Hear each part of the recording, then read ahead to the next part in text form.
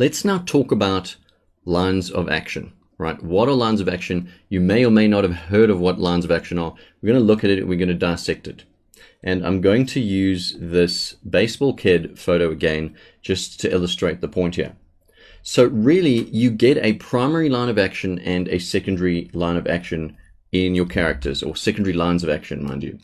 So in this particular piece, when I look at this character, I'll mark out his head, and then I'll determine for myself, based on what I see, where the primary line of action is.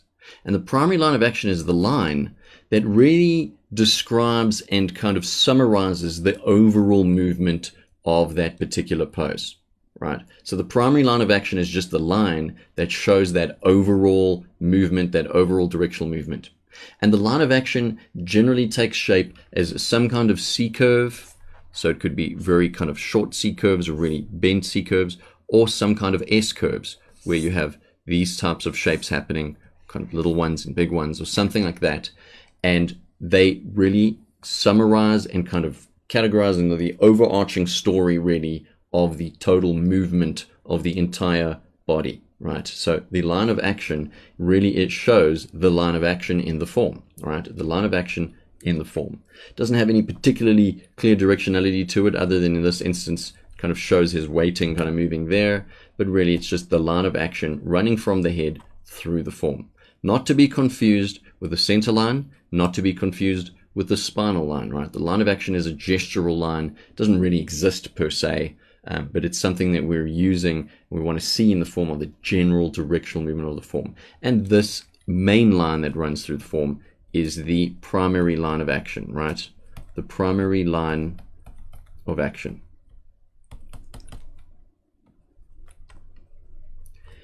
Consequently, secondary lines of action are lines that come from the primary line of action and flow from it in a very natural way. If they aren't flowing from it, then the secondary line of action aren't good. Now, usually in real people, the secondary line of action generally always makes sense unless something terrible has happened to the person where their joints are all out of whack.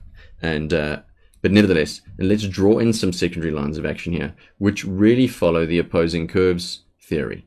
Right, so here we have it curving over and then under, and then this arm does the same thing, right? So the secondary lines of action kind of flow from the main line of action.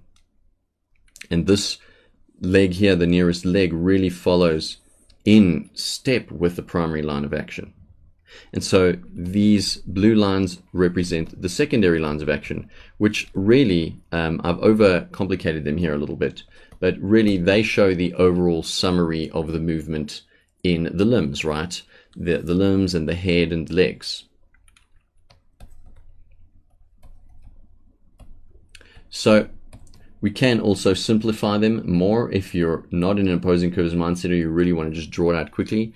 And we would just do these kind of simple curves just to show the secondary line of action in a much more simple way there with the purple lines.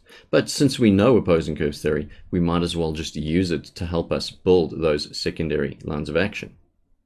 So in essence, that's what line of action is. The primary line of action, definitely the most important, but really it's the overall movement and the overall gestural movement and kind of flow of the entire body, right? That is what the primary line of action represents. And then the secondary line of action is there to help us add in flow, in step, in opposing curves, in a dynamic flow, the limbs, the arms, the legs, as well as the head, as they flow out from that primary line of action flow.